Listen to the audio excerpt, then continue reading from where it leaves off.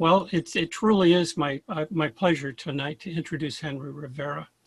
I think we have a lot of people who just want to hear his talk, because certainly I think this is the first time that we have heard a presentation, at least in my memory, and going way back, on the invasion of the New Mexico territory. So I think it'll be great. But let me begin with a few disclaimers. First, Henry is a lawyer. I guess everybody's on mute, so I won't hear any laughs, but he is a lawyer, just like a lot of us. Second, he is a distinguished partner in the law firm, in my law firm of Wiley Ryan, but I guarantee he does not have the power to fire me. At least I don't think so. So what I have to say is truly sincere. Third, I have to admit, Henry is the source of a disease I received many years ago and have not been able to shake since: the Civil War history bug. It was over 10 years ago that I lucked into being invited on a tour of Gettysburg with Henry as our guide. And if Ed Bears was boots on the ground, Henry is running boots on the ground. I remember as our shuttle neared a particular spot on the battleground, Henry would stand in the stairwell of the shuttle, and as soon as the doors opened to that shuttle, whether it was stopping or not, he was jumping off of the shuttle and running up to wherever he needed to go, Culp's Hill or the copse of trees or the unfinished railroad cut. It was all we could do to keep up with him. We got our exercise. And so I learned that there is sometimes no taking out that energy from a squad leader who carried a grenade launcher during the Vietnam War. And that was what he did. And I guess interested him in the Civil War. And of course, maybe it's hereditary, since I understand, Henry, that you had a great grandfather who fought at Glorieta. And hopefully I got that right. And the bug took hold. I enjoyed how Henry explained each part of his tours, and he spent a lot of time preparing for them. A lot of people don't know that, but he was all in. And one of the things that I remember is how he explained the camaraderie that the troops had during the Civil War, being able to stand literally shoulder to shoulder, rank and file, firing into the enemy's lines. And I'm sure he knew about that from the bravery I'm sure he demonstrated in Vietnam. And thank you very much, Henry, for your service there at that time. And thank you for your service ever since too. A lot of people may not know about Henry. That's because he truly is a class act. He is humble. He does not toot his own horn. So I'm going to try to do it here the best way I can. And I know I'm only going to brush the surface. After serving in Vietnam, Henry went on to law school at the University of New Mexico after graduating from the University of New Mexico and the University of Albuquerque. He was appointed by Ronald Reagan to serve as a commissioner of the Federal Communications Commission, where he was involved in many technologies, many that we take granted today, including HTV, advanced TV, and satellite, to just name a couple. After leaving the FCC, he has been involved in numerous committees aimed at promoting minority access to telecommunications services and media opportunities, as well as to legal services generally. He also helped on the Obama-Biden presidential transition team, helping out on telecommunications issues. And he has received a whole slew of awards, and some of my favorites are the ones where he's been repeatedly named as super lawyer or a leading lawyer in his area of practice. And of course, he's been heavily involved in promoting Civil War education and preservation in his hometown in Santa Fe and other places. Hopefully, Gail can meet up with him and help in that regard too. True to form though, I went to the Wikipedia page about Henry, and there's like 5 lines. It's so sparse. That's true to form. He hasn't filled it out, but maybe I should go and fill it out. In the meantime, I recommend that you look at our firm's website. It's at www.wiley.law. this is not an advertisement. I really like Henry. I want you to find out about his achievements because our firm, its job is to list the attorney accomplishments, and even that list is really not complete though. Indeed, I am proud to have Henry as a colleague at the firm and as a member of our roundtable, and I'm honored to be able to introduce him to you tonight. Everyone, please welcome Henry Rivera. Thank you, Kurt, for that very generous introduction. And thank you all for coming to this talk tonight. It's an honor to be here, and I'm very pleased to have been invited. This talk deals with the 1861 Confederate invasion of the New Mexico Territory. Could I have the next slide, please? The invasion was executed exclusively by Texas troops, known as the Army of New Mexico, and also the Sibley Brigade. This army initially consisted of the 4th, 5th, and 7th Texas Mounted Volunteers, plus artillery. When these troops got to New Mexico in December of 1861, they added 6 companies of the 2nd Texas, which had entered southern New Mexico in July of 1861 to secure Fort Bliss in El Paso, Texas, and its military supplies for the Confederacy. El Paso is very close to the border with New Mexico. This campaign was the second smallest of the war in terms of the number of combatants involved. The campaign resulted in 2 major battles in New Mexico. Val Verde, which was the largest with a total engaged of 5,540 troops, and Glorieta, which was the defining battle in the campaign with a total engaged of 2,640 troops. These figures are best estimates because it's difficult to obtain accurate Confederate troop numbers. Val Verde was fought to capture Fort Craig, which was one of the largest and most important military posts in the Southwest. It was also fought to clear Union forces off both the Confederate path north and their supply line back to Texas. Fort Craig was established to protect travelers on the Camino Real from Apaches. As we will discuss in a moment, the supplies at Fort Craig and other federal forts were essential to the Confederates to prosecute the New Mexico campaign. Glorieta was simply a meeting engagement. There was no particular reason for the 2 sides to have fought there. These battles ended with Confederates in possession of the field, and so are considered Confederate tactical victories.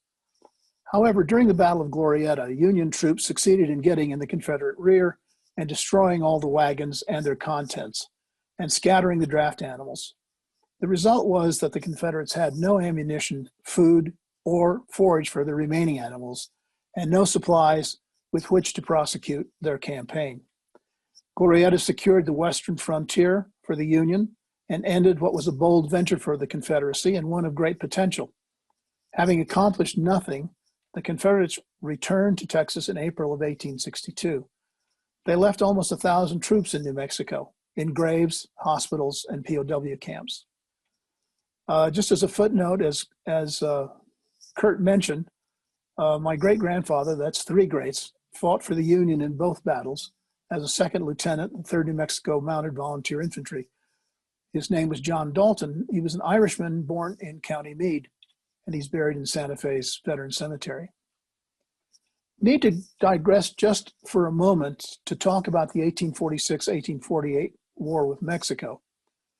The occupation of Mexico City, and we could have the next slide, in September of 1847 ended the military phase of that war, and the Treaty of Guadalupe Hidalgo, signed in February of 1848, officially ended it.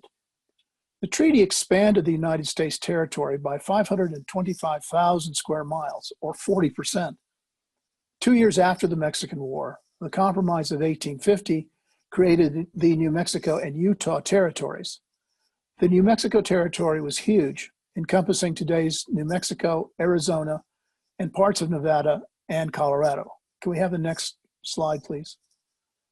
And here you can see the New Mexico territory and how large it is.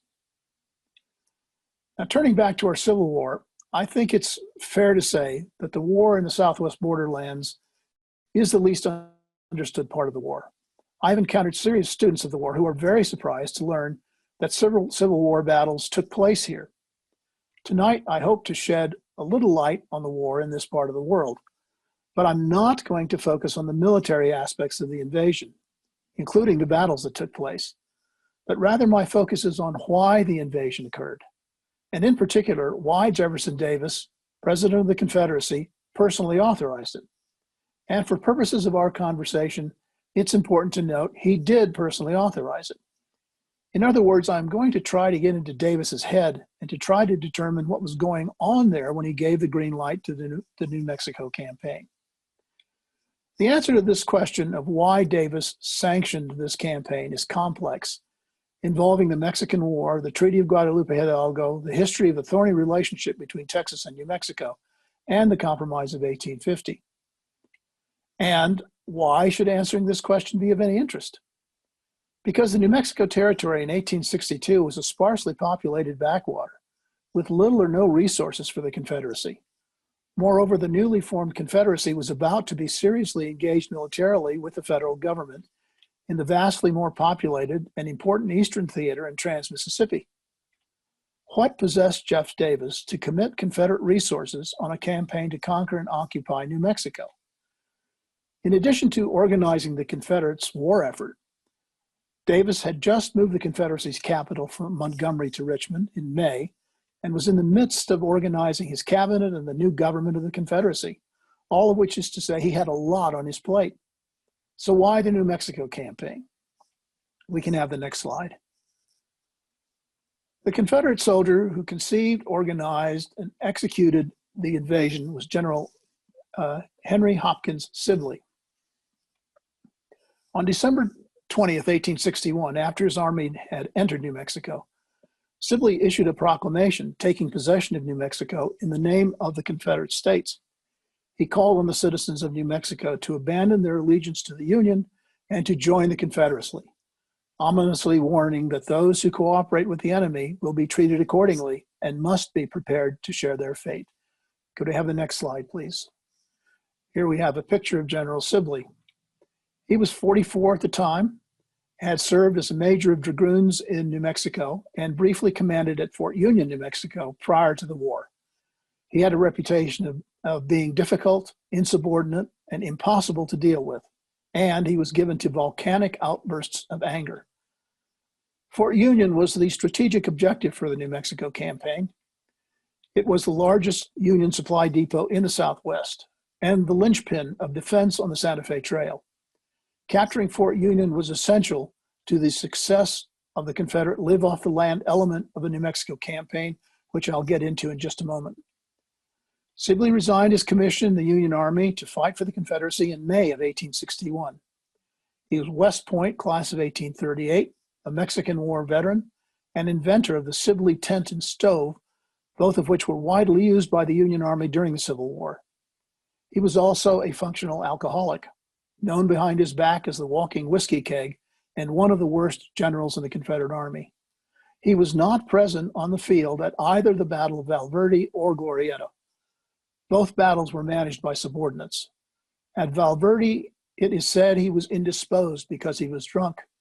At Glorieta, he was in Albuquerque, 75 miles from the battlefield.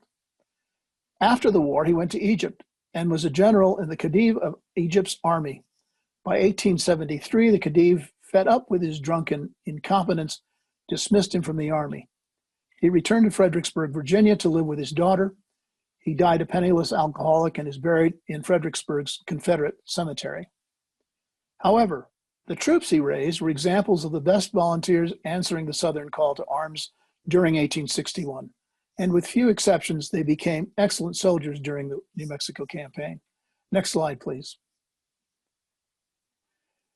As you know, the war began in April of 1861, and not long after, in July of 1861, Sibley traveled from Texas to Richmond to meet with Davis to pitch his idea for the invasion of New Mexico and to obtain Davis's authorization to raise an army for the purpose of conquering and occupying New Mexico.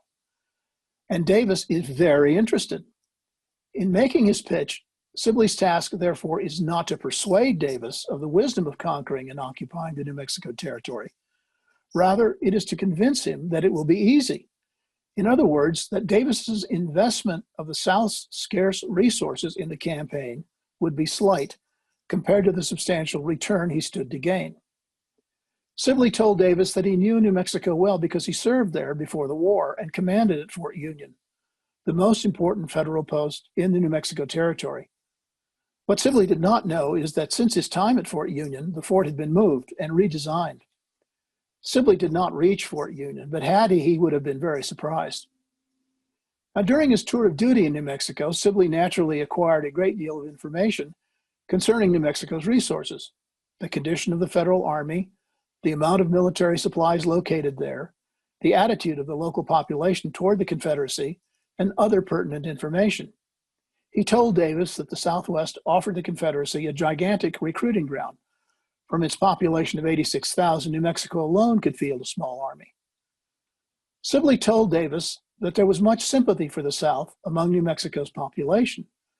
For example, he told Davis Anglos in southern New Mexico had for some time sought to separate themselves from the alien population, read Hispanic, of Santa Fe and the North, in order to create a new territory out of the southern part of New Mexico. Bills were even introduced in Congress to accomplish that, but were rejected. In April 1860, delegates to a convention in Tucson declared all of New Mexico south of 33 degrees, essentially south of Socorro, New Mexico, to be henceforth the territory of Arizona, and a fellow by the name of Lewis Owings was elected governor. Texas seceded in February of 1861 and joined the Confederacy in March of 1861.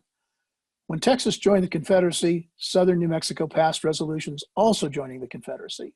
Next slide, please.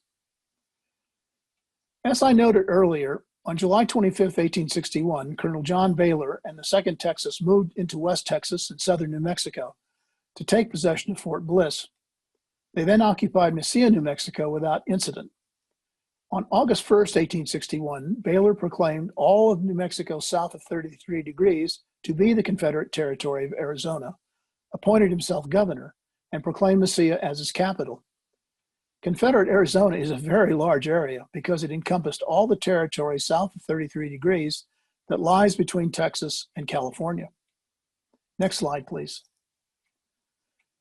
Facilitating the creation of Confederate Arizona was the fact that the commander of the Union's military department of New Mexico, Colonel Stephen Canby, in contemplation of a Confederate invasion of New Mexico from Texas, in early 1862, had ordered his troops garrisoning forts in what is today's Arizona to withdraw and concentrate in the Rio Grande Valley of New Mexico. There were very few roads connecting Texas with New Mexico, and only 2 that could support a military campaign. Once Sibley committed his army to access New Mexico via the Rio Grande Valley, that is where Canby concentrated his forces. The Arizona forts abandoned by the Union troops were established mainly to protect settlers from attacks by Apaches. After they were abandoned, there were no federal troops in Arizona to impede the Confederacy's acquisition of the territory necessary to create Confederate Arizona. All of which is to say there is already Confederate interest in at least part of the New Mexico territory when Sibley makes his pitch to Davis. Sibley told Davis that notwithstanding Union troop redeployments from the Arizona forts to the Rio Grande Valley, the Union Army's presence in New Mexico is thin and inefficient, and therefore it could be easily defeated. There is some truth to Sibley's assertion, because there were not a lot of Union troops in New Mexico, and Colonel Canby sent to Kansas, Colorado, and California for reinforcements.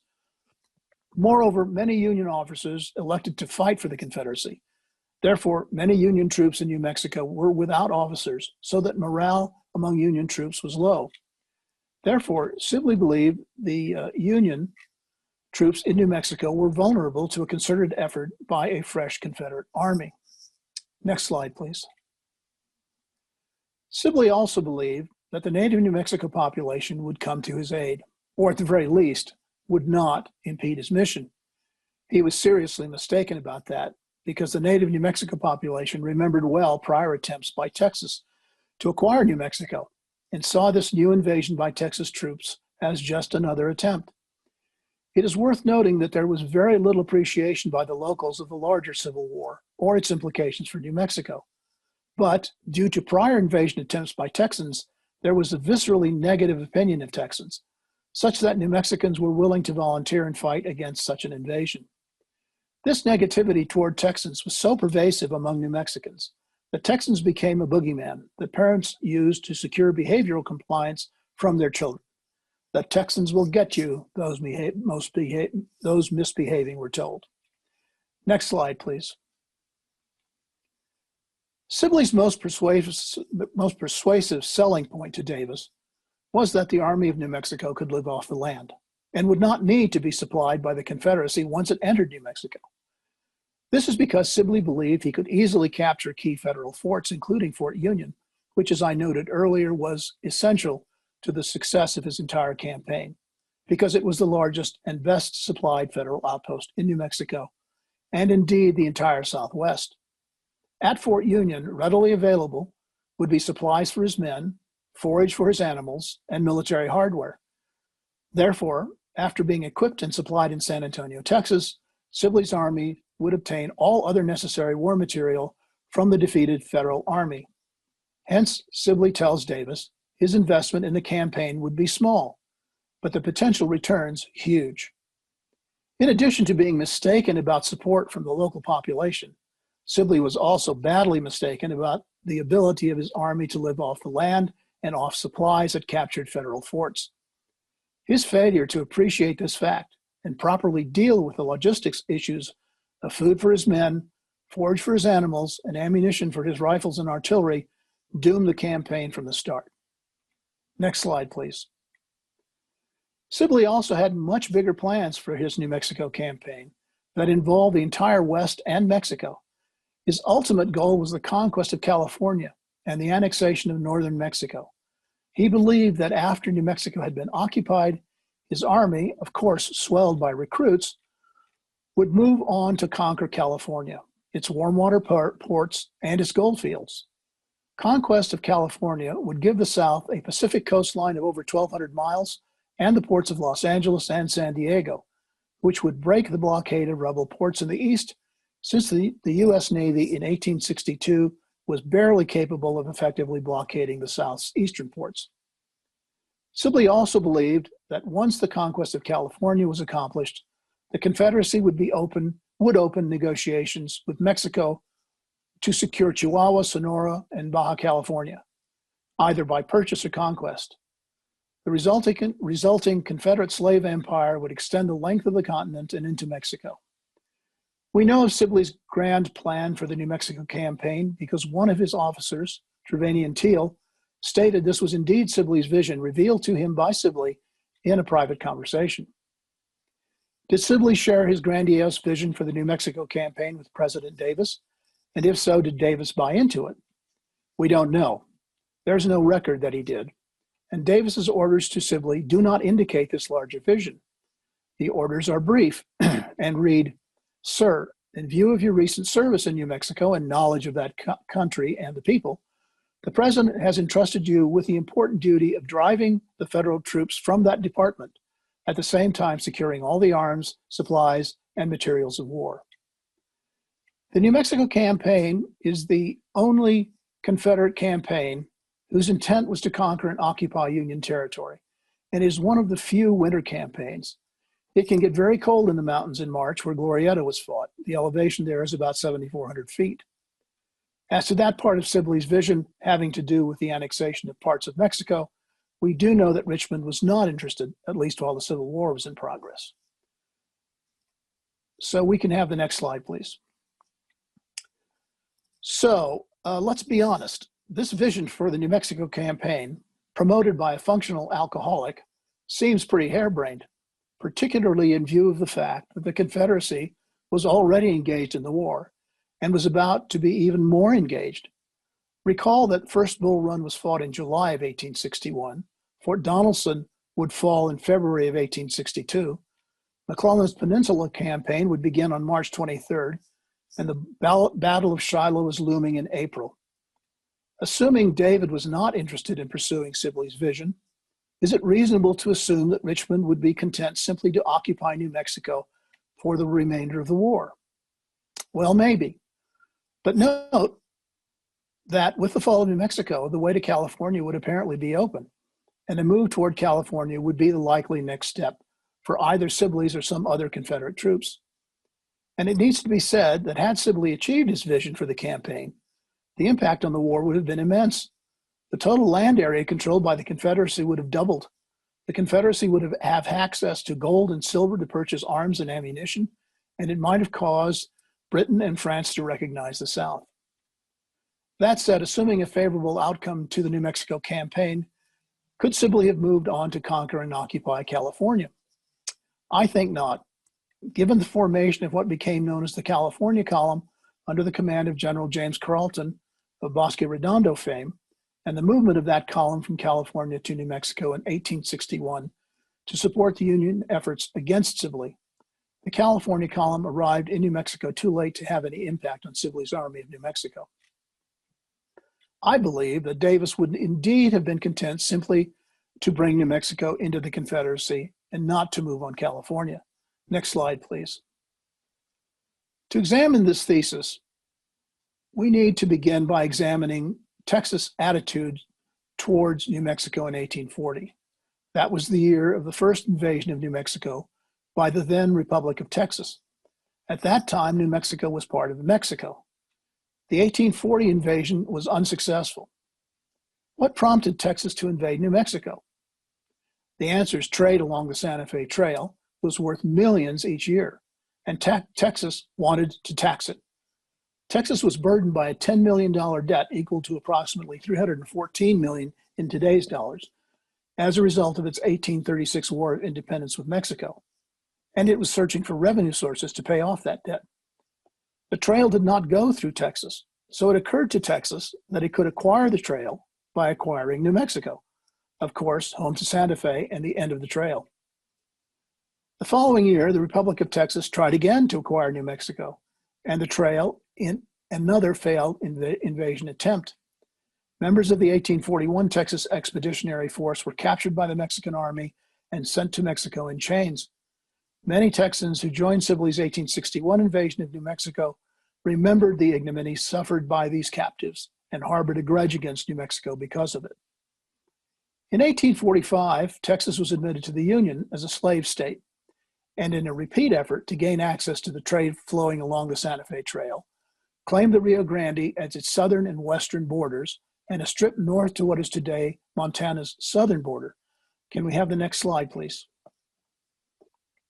Here you can see the area in New Mexico that was claimed by Texas. In March of 1848, Texas sent a fellow by the name of Spruce Baird to enforce Texas' claim over New Mexico. Not surprisingly, he met stiff resistance from both New Mexico and the federal authorities, including President Zachary Taylor. Next slide, please. At this juncture, it's important to step back from the issues surrounding the New Mexico-Texas relationship and look at the national picture. At the end of military operations against Mexico in September of 1847, the Union was made up of 15 free and 15 slave states. And because of this 50-50 split in the US Senate, the South had a virtual veto over any law threatening slavery. Control of the Senate was crucial for the South to preserve the peculiar institution, because by 1847, Southern power in the House of Representatives had waned significantly. The population in the North had swelled partially due to European immigrants settling in the free states. These immigrants favored the free states because they did not have to compete with the slave labor in the South for jobs. At the country's founding, the South insisted on inclusion in the Constitution of the 3/5 clause, which allowed slave owners to count 3/5 of their slaves for purposes of congressional representation. This is Article 1, Section 2, Clause 3 of the Constitution. The 3/5 clause notwithstanding, the North's swelling population gave the North unrivaled control of the House.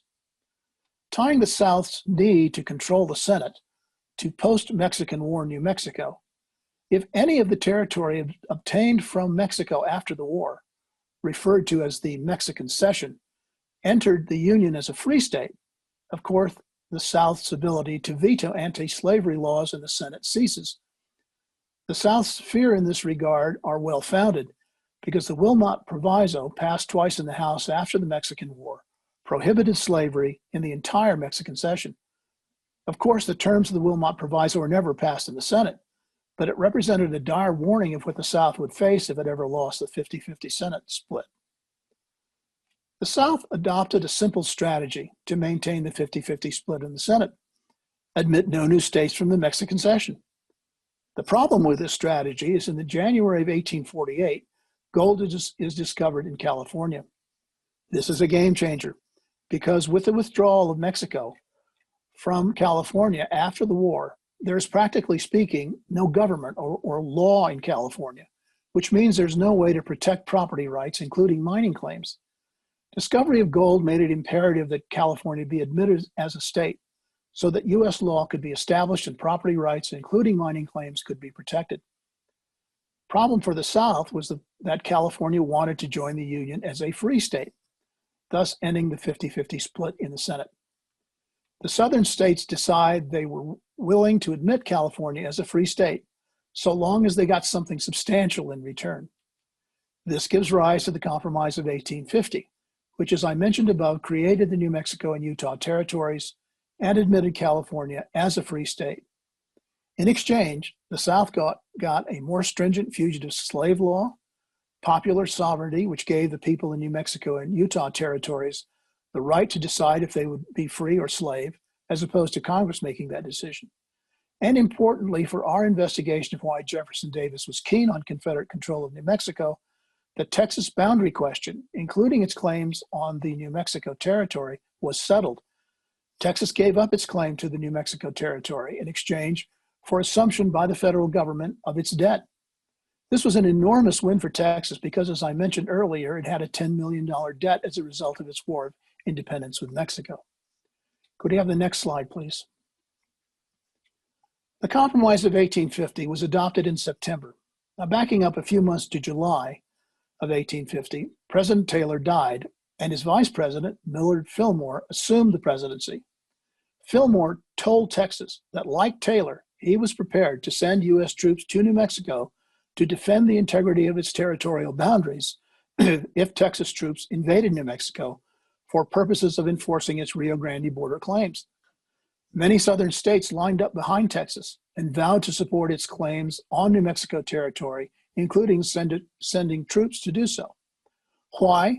Because New Mexico wanted to join the Union as a free state. Therefore, as startling as that may seem, as of July 1850, the country was on the brink of civil war, and the war could easily have started in Santa Fe instead of Charleston Harbor. The September 1850 Compromise averted civil war, and the Union was preserved for another 11 years. However, because the compromise required Texas to give up its claims to New Mexico territory, many in Texas and the South felt at least part of New Mexico was stolen from Texas and additional slave territory was stolen from the South. Next slide, please. So, what does all this have to do with Jefferson Davis and why he authorized Sibley's invasion of New Mexico? He was a senator from Mississippi during the extensive congressional debate on the Compromise of 1850. He was a hardliner, consistently voting against the compromise. Like many others of the Southern planter class, he wanted the ability to extend slavery into the Mexican cession. You may recall that whether slavery could be extended into the Mexican cession was a huge issue in the 1860 election. Davis was also aware of the strategic importance of the Southwest, and as Franklin Pierce's Secretary of War was a supporter of the Gadsden Purchase in 1853. This brings us back to the question posed at the beginning of this paper. Why did Davis authorize the invasion of New Mexico? Particularly in view of Davis's responsibility to use the South's scarce resources to prosecute the Civil War to a successful conclusion in the vastly more populous and important parts of the country. My view is that Davis was one of those who felt the Compromise of 1850 cheated Texas and the South of New Mexico and additional slave territory, and he was still smarting over this loss despite the passage of time. Therefore, extrapolating from all the foregoing, I think it's fair to conclude that Sibley's pitch to New Mexico to bring New Mexico into the Confederacy was very meaningful to Davis. The opportunity Sibley presented to conquer and occupy New Mexico and thereby to fulfill the South's dream of a slave-based empire extending to the Pacific together with the minimum investment that the Confederacy would have to make in the campaign, is ultimately why Davis authorized Sibley's expedition to conquer and occupy New Mexico, despite the plan's alcoholic author and his starry-eyed goals for the campaign. Thank you very much.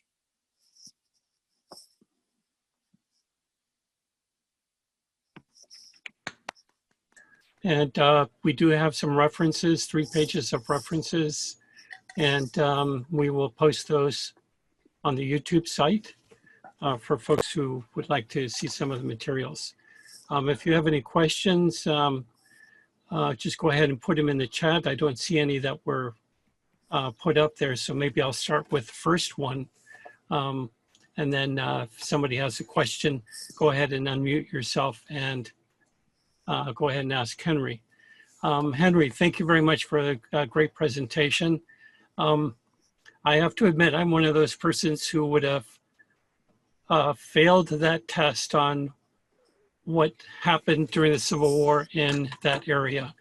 But I just wanted to make sure I understood that if Sibley had said, no, it's going to cost a lot and it's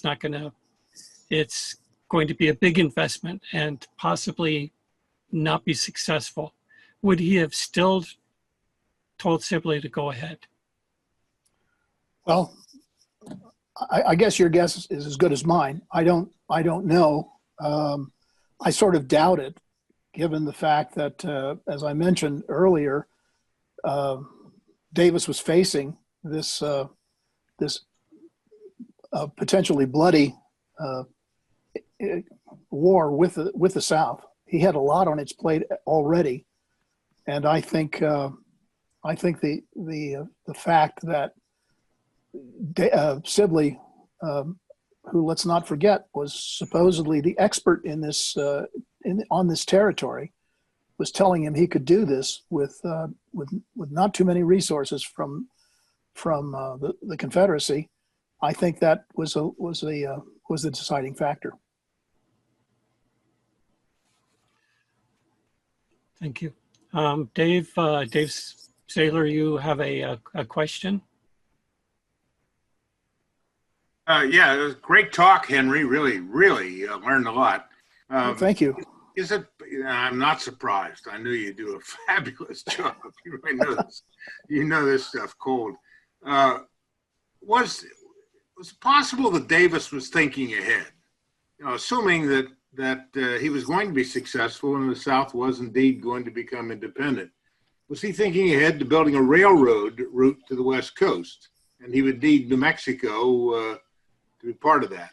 And it would be a tough row to hoe if he had to negotiate with the United States for the right to get through that territory.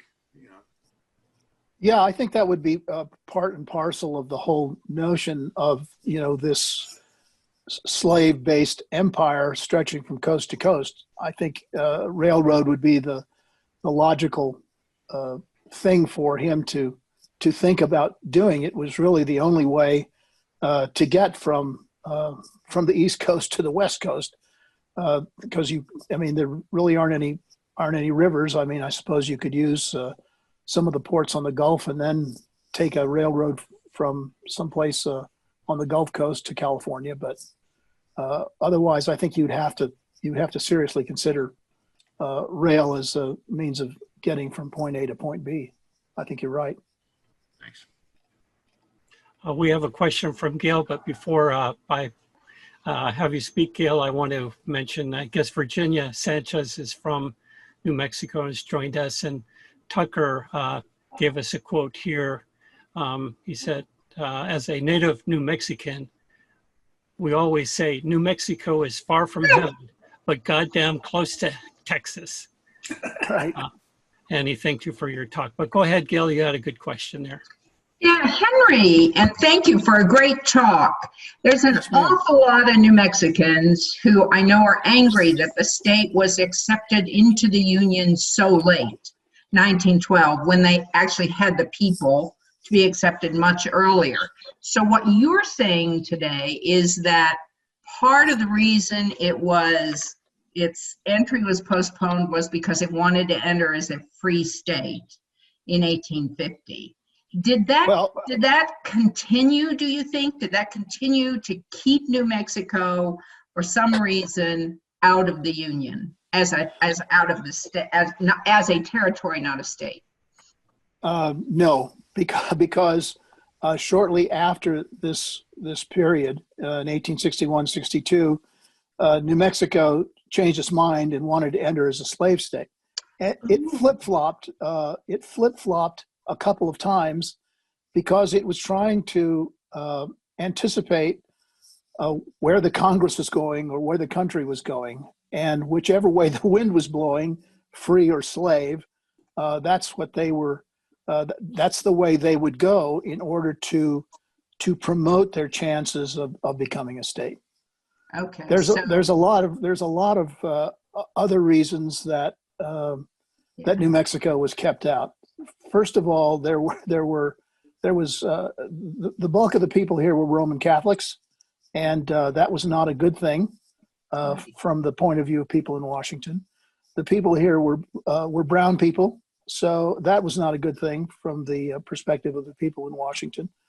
The people here spoke primarily Spanish. That was another strike against us here. So it was a very complicated situation in terms of our bid to become a state ultimately. Okay, but around 1850, it was that New Mexico wanted to come in as a free state. Actually, 1860. Yeah, that's right. 1850. Okay. That's right. Okay. Yeah. Thanks. Mm-hmm. Virginia Sanchez also mentioned that there were issues based on religion and language, exactly consistent with what you said, Henry. Did Jackie's got a question about the California column? Mm-hmm. Actually, it's Peter. I signed in on Jackie's computer. Oh, that's right, Peter. Hey, Peter. Yeah, Henry, you mentioned that you didn't think Sibley would have been able to get to California because of the size of the California column. How numerous were they? What would they have been able to do? Well, I can't give you the actual number, but it was of troops. But it was I will tell you, it was a substantial number of troops that had come in from California. Carleton, unlike Sibley, had the route very well planned. He planned it as if an explorer today was planning on crossing Antarctica, in that he had warehoused food for his column as it moved through the southern Arizona desert from California into New Mexico. He thought a lot about the logistics of the movement, and so when his troops got here, they were very well supplied. They were ready to fight. They were eager to fight, and it was a substantial effort that Carleton made. As I said, they arrived. Sibley had already retreated into Texas by the time they got here. So they didn't factor into any of the issues, any of the campaign against Sibley. But I think had Sibley tried to move onto California, he would have encountered this column, and it would have been fairly difficult for him to war against them. Yeah. All right. Question from Don Mack, but before we go there, I want to apologize to Miss Sanchez. It showed Virginia Sanchez on the screen, but she says it's Veronica Sanchez. So, hello, Veronica. Don, if you want to ask your question, or I could ask it for you.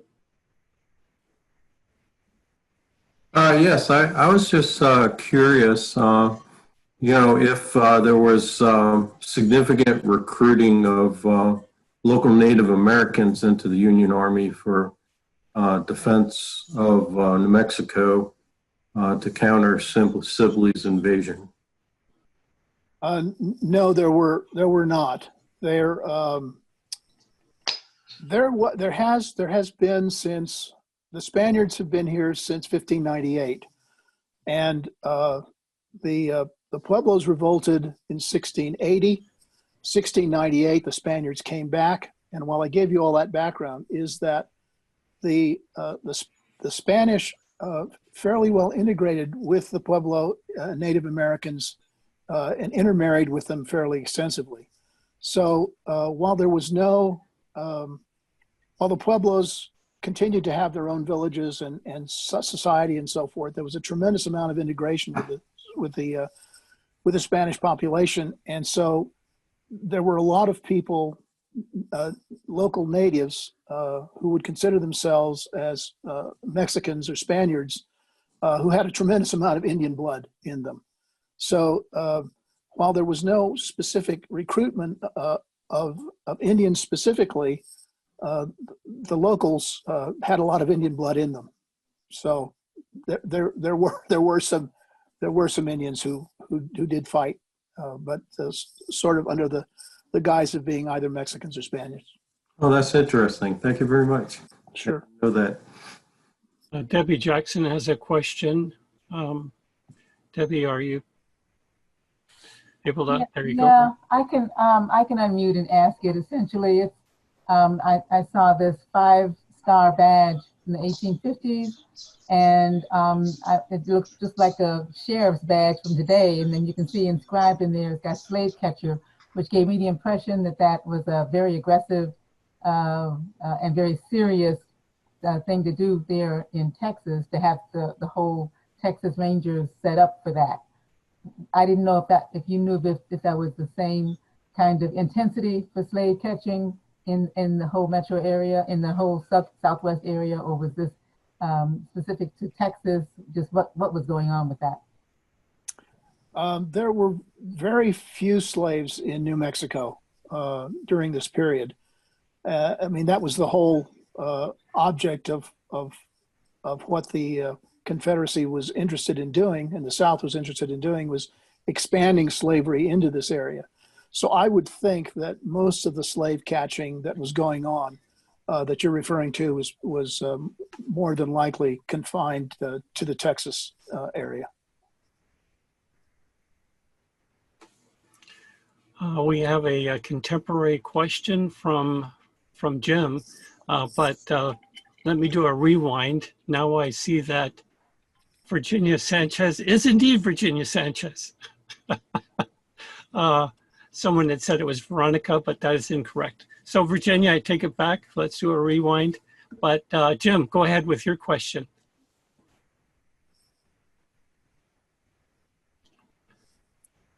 Yes, Henry.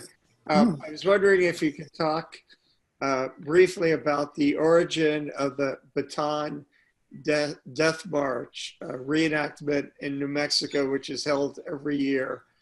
And also, if you know anything about Leroy Petrie, the Mexican-American who received the Medal of Honor in Afghanistan. I know he's from Santa Fe.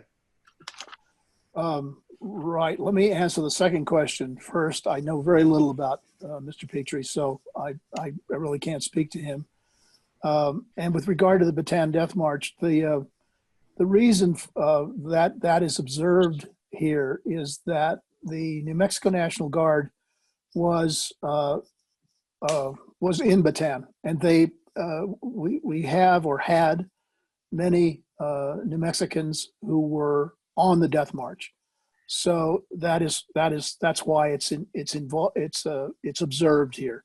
Of course, like most World War II veterans, they're dying off at a rapid pace. So I don't know how long this observance will continue. I hope that was responsive. Thank you. Thank you. Yeah, a word about Leroy Petrie. The most poignant photograph I've ever seen of a Medal of Honor recipient is a photo of Petrie lost his right hand. He grabbed a hand grenade. So he has an artificial right hand, and there's this amazing photo of Petrie shaking hands with President Obama and with the US flag in the background. You see his artificial hand. Wow, that's great. That's a great story. Thanks for sharing that. Since we don't have any questions, but if additional questions, I have another one. But if you do have any others, please put them in the chat. But Henry, I know you live a mile from Santa Fe. I think it's a mile north and then a mile up. So you're way up in the mountains there. Let me correct you. That's where I used to live. I live much closer to town now. Oh, okay. Well, tell us a little bit about what you do now for Civil War history or history generally, history education generally there in, a little bit more specifically in your area. Sure. We have here in just south of Santa Fe, the Southwest Premier Living History Museum. It's called El Rancho de los Golondrinas, which means the Ranch of the Swallows. And it was a paraje on the Camino Real, and that means a stop. And it was the first stop that the caravans going from Santa Fe to Mexico City, that's where they camped first when they were leaving Santa Fe. And it was the last stop on the way up from Mexico City to Santa Fe. So it's a very historic place. And we have docents there who dress in period costume and talk about various ways of the way people lived in the colonial period and in the territorial period. And we have blacksmiths, we have people, we have little drugstores and things like that. It's a wonderful place. And if any of you are interested and ever out here, please let me know. I'll arrange for you to have a VIP tour of the ranch. I also, from time to time, give tours of the Glorieta battlefield. And it was very challenging for me at first because it's not very well marked, and it is somewhat challenging to put a tour together of that particular battlefield. But I have done that many times now, and it's been very well received. People like the tour and enjoy it. And Glorieta is only about 14 miles from Santa Fe, and it's fairly easy for me to get there and for the groups that I assemble and guide around the battlefield.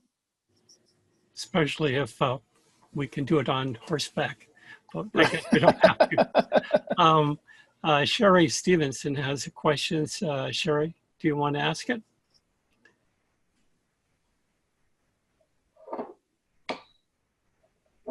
Or I can ask it for you.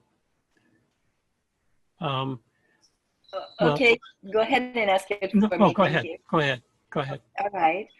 I was fascinating. I spent 10 years of my youth in New Mexico, and I've been past Glorieta Pass so many times, and I've always wanted to go visit the battlefield. So when I go back to New Mexico, I am going to take you up on your invitation, sir. All right. Let me know. You out. I will. Okay. Look forward to seeing you. But thank you. But and I have a home in Taos. So. Oh, terrific. Good for you. Thank you. So my question to you is, you kind of stopped after the battles finished, right? So I was just wondering if there was any impact of the loss of the Confederate troops and munitions. You said that, it was kind of a Pyrrhic victory because they won the two battles, but they lost everything after that. Mm-hmm. Did the loss of these resources, which Sibley had promised to Jefferson would not happen, did that have any impact on the course of the Civil War afterwards? Well, it did to the extent that the Confederacy did not occupy the New Mexico territory, and that was obviously not something that the Confederacy wanted. So they didn't achieve that particular goal. As I said in my remarks, they also lost about 1,000 Confederate troops which they could ill afford at all. So they lost a lot of equipment. They lost a lot of ammunition. They lost a lot of animals and transport. Again, this was not a good thing from the Confederacy's point of view. But in terms of the overall war, it probably did not affect the outcome of the war. Okay, Jim, you have Jim Gallen. You have a question? Yes, I understand. As I recall, there is a battlefield between Tucson and Phoenix. I think there were like 25 troops between the two sides. Pichaccio Pass. Can't Yeah, pronounce it. It's Picacho. Yeah. Picacho Peak. It's a state park. Peak, right. That's right. What did that have in the campaign that you've been talking about? It didn't. It really didn't have anything at all. It really was no more than a skirmish. It is. Some folks will claim that that's the far western, the westernmost battlefield of the Civil War, Picacho Peak. But as I said, it really was. It didn't amount to much. I think that the Glorieta and Valverde were the westernmost battlefields of the Civil War. Thank you. Mick, did you have any questions? Yes, I do. Let's see. Can you hear me? Yes. Yes. Yes. Thank you very much, Mr. Rivera. Sure. I've been to Glorieta and I've been to Apache Canyon, Fort Union, wonderful places. And the museum it's not the Presidio in Santa Fe, the Museum of New Mexico. Yeah. Wonderful places. How long was the actual military occupation of Santa Fe by the Confederates? And can you relate any interesting stories about how ham-footed the Texans were? Well, the Sibley Brigade crossed the border in December of 61, right? So, and then they retreated in April. The Battle of Valverde was in February of 1862. So the Confederate troops marched from there to occupied Albuquerque and then Santa Fe. So they were in Santa Fe probably from late February to late March, early April. So they weren't there very long. The Battle of Glorieta resulted in some substantial casualties for the Confederates, and they were hospitalized in Santa Fe. Canby, the Union commander. His wife stayed in Santa Fe after the New Mexico government left, and she nursed the Confederate soldiers. She and other Union women. She's called the Angel of Santa Fe by the Confederates in a lot of correspondence that they have. They were looking for supplies, again, pursuant to this live off the land policy. There was precious little for them there.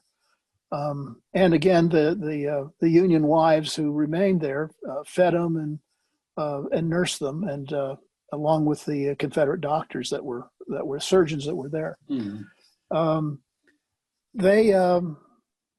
I can't think of any stories which would indicate that they were terribly ham-fisted, but I'll have to look that up. I'm sorry, I just don't have it. That's fine. Thank you very much. Sure. All right. I don't see any other questions. I John? just want to, first of all, Henry, that was wonderful. Thank you for doing the presentation. Sure. I've been to Santa Fe about 3 years ago. Oh. And went to most of those museums, including George O'Keeffe, which is fantastic. Mm-hmm. And what I recall, though, also is that the statue or the monument in Santa Fe, they had savages on it, talking about the Indians, and then they had to take. They've recently taken that away to be more politically correct. Yeah, that monument that you're talking about is in the plaza, Right. and it was erected by the people of New Mexico to honor the Colorado troops, the first Colorado, who were really the heroes of the Battle of Glorieta, and it also honored the Union troops that fought at Glorieta, and the Union troops that fought at Valverde and Peralta and some of the other places here in New Mexico. And then they honored the troops that fought the Indians, and they used this word savage, and the Savage Indians, and that was erased by a fellow. No one knows who he was, but he dressed like he was a representative of the city, and he came there and he climbed the little fence and he took a chisel and he took that word out, and so that everyone thought that was appropriate, and that's the way the monument has stood for many years, actually. Now, more recently, because of the Black Lives Matter movement, the native people here have taken some exception to a lot of the things that were done by the Spaniards when they came to New Mexico. And there have been statues of Spaniards that have been removed. And that particular monument that you're talking about has been vandalized and is now, they were going to move it, but it's too fragile. So they fenced it off, basically. They boarded it up. So we'll see how long it stays that way, and whether I don't know where this is going to go. Steve Jaron, do you have a question? Hi, Kurt. Yes, Henry, I really enjoyed your presentation. I spent some time living and working in Arizona, so I've always had interest in that part of the world. Oh. I noticed that in, I think it was February this year, Megan Nelson came out with a book about the Three-Cornered War. Yeah. Yeah, I was wondering if you had a chance to read your thoughts about the book. Yeah, I did read it, and it's an interesting perspective, and or the way it's an interesting frame of the activity here, in that it does look at all of the attempts to look at all of the action.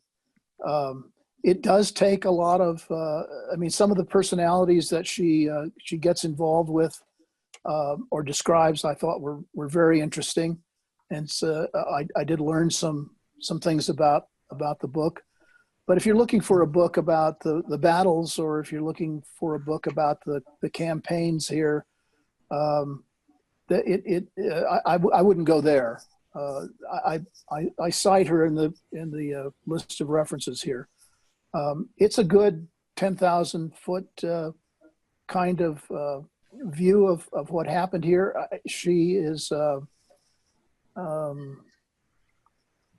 well, as I said, it's a good. A lot of it, despite the fact it purports to talk about the whole Southwest.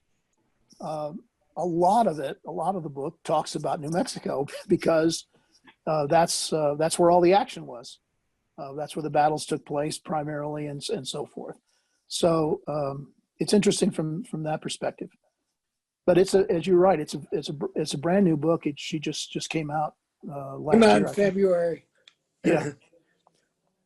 I noticed one of your sources for the Compromise of 1850 is Fergus Bordwich, who was our July speaker, actually, and a member of the round table. Right. Yeah, that's a good book, and the book that he spoke about, I'm sorry I missed that talk, is a terrific book.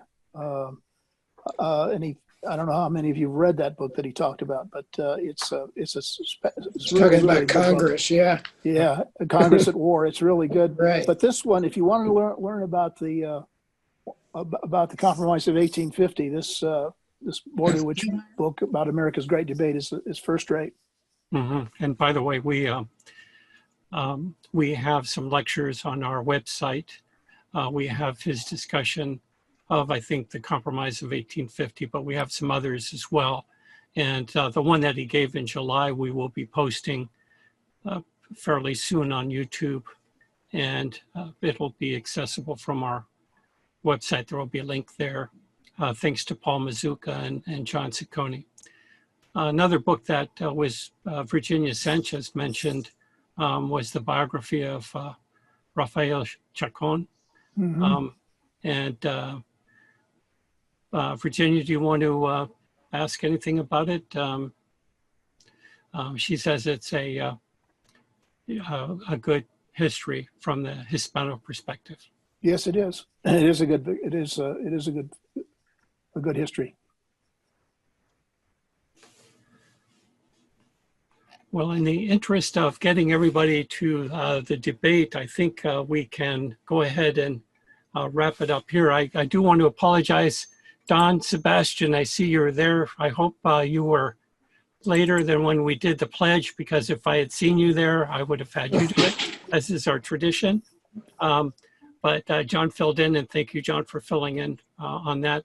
John, do you have any other comments to wrap up the meeting? Well, yeah, I just want to thank everyone for coming, and please come to the next meeting, and obviously renew your memberships. We really appreciate it. I think we're doing pretty well considering the circumstances. And I just want everyone to know the pandemic will end, and they always do. And fortunately, I don't think it's going to be till sometime next year. Yeah, subscribe to John's posts on his Facebook page, because he comes out daily with a good summary of what has happened with respect to the pandemic. Thank you, John. And thank you, Henry, very much for giving that presentation. I appreciate it. And I hope you can hook up with some of our folks here and meet with them and give them tours. And maybe one of these days we'll have a Civil War Roundtable group come out and en masse maybe, and get to see how you can jump off the shuttle and run up the hill. And let me just once again, if anybody does want to do a presentation, please get in touch with me or Kurt so we can fit it into the schedule. Well, Kurt, I just want to say it was really my pleasure to be here. Thanks for inviting me. And I have to give you a shout out for helping me with the slides. You just did a wonderful job. And thanks to Paul also. Thanks, guys. Thank you. Yeah, we can't do this without Paul or Kurt. Yeah. Thank you. Everybody go enjoy the debates. Okay. Bye-bye. All right. Thank you. See you guys. All right. Thank you.